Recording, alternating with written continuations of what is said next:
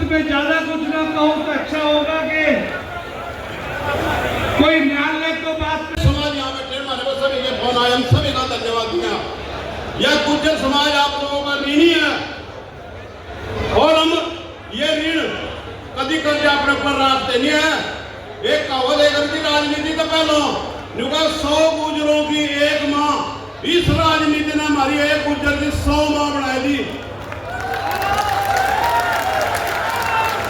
पर राजनीति का भाइयों से भी मैं कहना चाहूंगा, भाई समाज से राजनीति है, राजनीति से समाज नहीं है।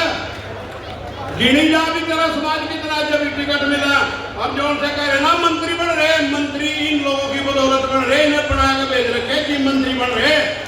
हम ठोकर नहीं मारते ऐसी राजनीति का जो हमारे समाज में हमने हमारे को उजाड़ने में खड़ी। और मैं दो बोल का आप लोगों से, आप लोगों ने परिचय दे दिया, सर्व समाज ने परिचय दे दिया। कर 200 टुकड़े सोने के कीमत कम नहीं होती, हो जाए लाख जुदाई पर मोहब्बत कम नहीं होती। और आप लोगों में जोश होना चाहिए। हम पंचायत में नहीं रे, हाजिरी दराज करवा लिया रे, हम अनंत पर हमारा शरीर है, अंग का हिस्सा शरीर। हम इतने तक उन्हें जरूरत है, इतने तक अपना बोरी बिस्तरा ले आए हैं। इस भाषा में भी हमारी सरकार, जिस भाषा में भी हम प्यार से बात करेंगे, प्यार से बात करेंगे। और जब दूसरी भाषा में बात करेंगे हम तो दूसरी भाषा में उनका जवाब देंगे। ये हमारी कमाई की नहीं लेना। सूरवीर रणभूमि में लड़ा करते हैं, सर बांध कफन दुश्मन से भिड़ा करते हैं। यूं तो लाखों चिराग जलते हैं, महफिल में पर चिराग वही है जो तूफानों में भी जला करते हैं। बहुत बहुत मैं का स्वागत करता हूं। ये सरकारें कृषि प्रधान देश को खत्म करके उद्योगपतियों को फायदा पहुंचाना चाहती है। ये हमको उजाड़ने की इनकी नीयत है। हमारे समाज पहले 1000 वर्ष घूमने से उनको फाड़ में फेंकने का काम करा और 1857 में मेरठ की भूमि से लड़ाई लड़ने का काम करा। अब समय आ गया है कि अब हमें दिल्ली से ही और फरीदाबाद से 1800 गदर की शुरुआत करनी पड़ेगी। ये जो हाल हो रहा है ये हमारे नेताओं की कमी है। मैं स्पष्ट बता रहा हूं, ये सब नेताओं की कमी है जो उसे हमें उजाड़ने का काम करने जा रहा है। क्योंकि हमारा इस देश में कोई वर्चस्व ही नहीं है। देश को आजाद करने में काम करा, सारा काम करा, पर देश को आज भी किसी क्रांतिकारियों का सम्मान के रूप में नहीं देखा जा रहा। और अब हमारे घरों पर वापिस आती है।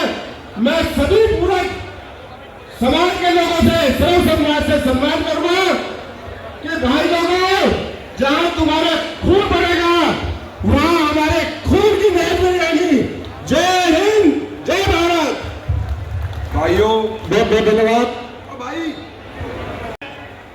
तो जो ब्यूरोक्रेट है वो संविधान तोड़ता है। आप सब लोग गौर से सुनने का प्रयास करें। आप सब लोग, मेरी हाथ जोड़ के विनती है, एनसीआर में लाखों गांव आते हैं।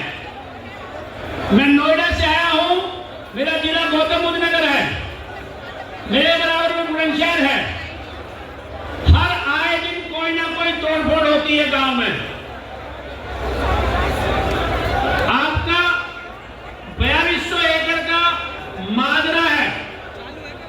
मैं वकील भी नहीं हूं, लेकिन मैं जानना चाहता हूं कि बहुत मेरे भाई हैं वकील हैं, बुद्धिजीवी बैठे हैं, और खासकर मेरे राष्ट्रीय अध्यक्ष के सलाहकार की बैठे में उनसे खासकर निवेदन करना चाहूंगा कि मेरी बात को जरा गौर से सुने। 85 में भारतीय राष्ट्रीय कांग्रेस की सरकार की स्वर्गीय श्री राजीव गांधी ने एक कानून बनाया था 1985 एनसीआर एक्ट, और उस एनसीआर एक्ट के तहत ही डेवलपमेंट होना था यहाँ। जो उसकी 85 में कानून विधानसभाओं से रेजुलेशन पास करके ये कानून बनाया गया, भारत सरकार को अख्तियार दिए गए कि यहां जो डेवलपमेंट होगा वो भारत सरकार तय करेगी। भारत सरकार ने संसद से कानून बनाया और उसके बाद उस कानून के तहत बोर्ड बनाया जिसका ऑफिस दिल्ली हैबिटेट सेंटर में है, और उस बोर्ड में तमाम राज्य सरकारें और भारत सरकार के पोर्टफोलियो में 7 शहरी विकास मंत्री उसके चेयरमैन हैं। उनके हिसाब से डेवलपमेंट होना है। अगर कोई सरकार ये कहे कि मुझको मालूम नहीं है तो ये हमारे लिए शर्म की बात है। वो व्यक्ति, चाहे वो कोई नौकरशाह हो, चाहे किसी प्रदेश का मुख्यमंत्री हो, हरियाणा, राजस्थान, उत्तर प्रदेश और दिल्ली, या मेरे पूर्व साथी बैठे हैं सब, मेरा सबसे निवेदन है मेरी बात को गौर से सुन लें। अगर सरकार के ब्यूरोक्रेट सरकार वॉयलेट करती है, उनको सजा कौन देगा ये बता दो मुझे। अगर सरकार कानून का उल्लंघन करती है तो उसकी सजा आपकी कौन करेगा? बता सकते हो क्या? हाई कोर्ट, सुप्रीम कोर्ट और तो जब गांव की मलकियत है तो फॉरेस्ट कैसे हो गई ये बताओ पहले। हमें ये समझाओ कि फॉरेस्ट कैसे हो गई। सबके खसा नंबर अलग है, रजिस्ट्री अलग है, तो फॉरेस्ट कैसे हो गई? कानून हो सकता है 50 कानून है, मैं कानून को कहता नहीं हूं, लेकिन मेरा आपसे निवेदन है, मैं परसों भी आया था, मैंने एक प्रेस मीट भी की थी, मेरे पास रिकॉर्ड है। मैं सुप्रीम कोर्ट में गया, दिल्ली हाई कोर्ट में गया, माफ करना, हरियाणा सरकार, राजस्थान सरकार, उत्तर प्रदेश सरकार, दिल्ली सरकार, मैंने कम से कम कई लाख आरटीआई लगाई होंगी, लेकिन किसी का जवाब नहीं आया। 2012 में सुप्रीम कोर्ट जाने के बाद सुप्रीम कोर्ट ने बेंच फाइल की, उसके बाद में दिल्ली हाई कोर्ट गया, चंडीगढ़ हाई कोर्ट गया, इलाहाबाद हाई कोर्ट गया। मेरा कोई व्यक्तिगत स्वार्थ नहीं है इसमें। तमाम गांवों के साथ आप एनवायरमेंट की बात करते हैं, अरावली हिल 1400 किलोमीटर की है। क्या राष्ट्रपति भवन तोड़ोगे? क्या प्रधानमंत्री हाउस तोड़ोगे?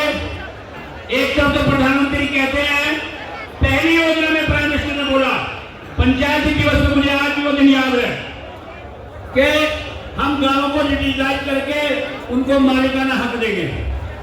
उसके बाद यूएनओ में बोला, मैंने परसों वीडियो सुनाई भी मीडिया के भाइयों को। मेरा आपसे निवेदन है, और खासकर नौजवान साथियों से, हम रहे या ना रहे, हमारी उम्र का तगादा है, लेकिन अपने भविष्य को बचाने के लिए सचेत हो जाइए। अगर वो गलत करते हैं तो उसका गलत का विरोध करो, और अगर आप गलत नहीं है तो उसका डटकर मुकाबला करो। इन्हीं शब्दों के साथ मैं वॉयलेट किया, तुमने कानून का उल्लंघन क्यों किया? जय हिंद, जय भारत दिया गया था। उसी तरीके से यहां हमारे संचालन महोदय कह रहे थे कि क्या सुझाव है आपका। मेरा सुझाव यही है, अपने अपने जिले में, अपने अपने क्षेत्र में जन आंदोलन की तैयारी करें, और इसी तरीके से अपने हक के लिए आवाज बुलंद करके शहर को बंद करने का काम करेंगे। और मुझे उम्मीद है अपने सहारनपुर के नौजवान भाइयों पे उम्मीद है कि परम पूज्य बाबा जी के समय पे जिस तरीके से करा था, उनके आदर्श उसूलों को उनसे प्रेरणा लेते हुए दुगनी तगड़ी तैयारी के साथ हमारे बीच उस आंदोलन को करने का काम करेंगे। आप लोग इधर से आदेश करना। ये गांव मेरी मां का गांव भी है, मेरे नाना जी का गांव है। स्वर्गीय श्री संतराम सिंह भड़ाना जी मेरे नाना जी थे। मेरी मातृभूमि है। मातृभूमि के लिए नहीं लड़े, मिट्टी के नहीं लड़े तो फिर किसके लिए लड़े भाई? और एकता में, एकता ही ताकत है। इस बात से मैं वाकिफ हूं, आप वाकिफ हैं, और आज सभी वाकिफ हो जाएंगे आपकी ताकत से। आप सभी सम्मानित भाइयों का, जो मेरे सामने भारी संख्या में यहां पे खड़े हैं, बैठे हैं, सभी का मैं तहे दिल से इस्तीफे दो। जितने गुर्जर समाज के भाई हैं इस्तीफे दे दो, कोई फायदा नहीं है। परम पूज्य बाबा जी ने इस्तीफा दिया था, समाज के नाम पे मंत्री पद को उखाड़ फेंका था। सभी जितने मेरे बड़े बुजुर्ग हैं, सम्मानित मंच है, सभी से आंदोलन की तैयारी के लिए मैं कहूंगा, यही मेरा सुझाव है। आगे अगर जो किसी भी तरीके से कार्रवाई होती है, सबसे सर्वप्रथम हम वहां खड़े हुए मिलेंगे सहारनपुर से, ये आपको वादा दिलाते हैं। और परम पूज्य बाबा जी स्वर्गीय श्री चौधरी यशपाल सिंह जी, उन्हीं का खून दौड़ता है इन लोगों में। इजराइल जी आए हुए हैं, मैं उनका यहाँ पहुंच कर बहुत बहुत स्वागत करता हूँ। तालियों से आप लोग स्वागत करें। पंजाब सरकार ने आगे बढ़कर बहुत बहुत धन्यवाद। 2006 में हमारे 65,000 हरियाणा के युवा नेता से बाहर किया था। ऐसे ही हमारे पधारे हैं, आपका भी स्वागत करते हैं। जो बसी बहुत बहुत स्वागत है। मैं चाहिए आग्रह करना चाहूंगा अपने वक्ता के तौर पर सम्माननीय विजय प्रताप जी से कि आप आए और अपनी बात को रखें। सरकार आ रही है, गृह मंत्री विजय प्रताप जी, जिस तरह से देखा जाए, एक मिनट थोड़ा सा, दो गाड़ियां हमारे में गाड़ियां हैं DM3C CZ5192, जिससे बड़ी गाड़ियां प्रभावित हो रही है। बार बार पुलिस वाले हमें सूचना कर रहे हैं। और एक 30425 HR 6427A5, ये गाड़ी हटवा लें प्लीज भाई, ऐसे हो रही है। आशा करते हैं कि हमारी आवाज वो सरकार तक पहुंचाएंगे। अपने रिप्रेजेंटेटिव हम इसलिए देते हैं कि हमारी जो भी दुख व्यथा तकलीफ है वो सरकार तक पहुंचे और कानून उसी के हिसाब से बने। ये ना हो कि वहाँ कानून कुछ और बने और जनता तकलीफ में है। तो नेता एसी में बैठे हैं और जनता पे यहाँ पे बिल्डोजर चलाए जा रहे हैं। जिस जनता ने वोट दिया उनके लिए क्या कहना चाहिए? क्या उनको इस्तीफा दे देना चाहिए? बिल्कुल जी, सरकार को इस्तीफा देना चाहिए। हमारे एक स्कॉर्पियो गाड़ी है HR 87 जनता के लिए काम करो। आप जनता J 7544, इसको भी हटा लें। इससे 5 गाड़ियां प्रभावित हो रही है, वहां निकल नहीं पा रही है। एक बार प्लीज, स्कॉर्पियो ब्लैक कलर। कोई हक नहीं। मैं आपसे आग्रह करूं, पीछे पंडाल छोटा पड़ गया है और जिस तरीके से क्रमवार जो संगठन में साथी आ रहे, उस सरकार को और सत्ता को झुकना पड़ेगा। हम सबकी मांग को मानना पड़ेगा। इसलिए एक बार एकता के ताकत का एक परिचय देंगे। करके जो इतना पुराना गांव बसा हुआ है, मुझे इस बात की बैठे बैठे भी खुशी हो रही थी कि इतनी संख्या में लोग यहाँ पर एकत्र हुए हैं। जो मंच पर भी बैठे लोग हैं, वो अपने आप में हजारों के साथ इतने लोग जुड़े हुए होते हैं। जो सामने भी बैठे हुए हैं, उनके साथ भी पूरी ताकत है। अगर हम सब मिलकर के जिस दिन अब की बार इस तरह का हौसला सरकार करे, हम सब मिलकर के अगर हम सड़कों पर उतर के आ जाएंगे, किसी के बाप की ताकत नहीं है कि अगर वो उधर आकर के उंगली भी उठा करके देंगे। हमें सबको एक होना चाहिए, होगा, क्योंकि एक एक करके हमारे सारे गांव को उजाड़ा जाएगा तो हमें कहीं का ये नहीं छोड़ेंगे। ये दिल्ली और दिल्ली के आसपास के जितना भी क्षेत्र था एनसीआर के अंदर, ये सारा गांव की जमीन थी जो छीनते आज बहुत कम होती जा रही है और गांव सिकुड़ता जा रहा है। उसको हमें रोकना होगा और रोकने के लिए हमें अपने बल का प्रयोग करना पड़ेगा। इसके लिए हम सब तैयार हैं। मुझे खुशी है कि इतनी संख्या में लोग यहाँ पे मौजूद हुए हैं और अभी तक लोग आ रहे हैं और शाम तक लोग आएंगे। दूर दूर तक आवाज़ पहुँच रही है। इसके लिए एक तो सरकार को झुकना पड़ेगा और सरकार का झुकाने का काम हमारा आप सबका है।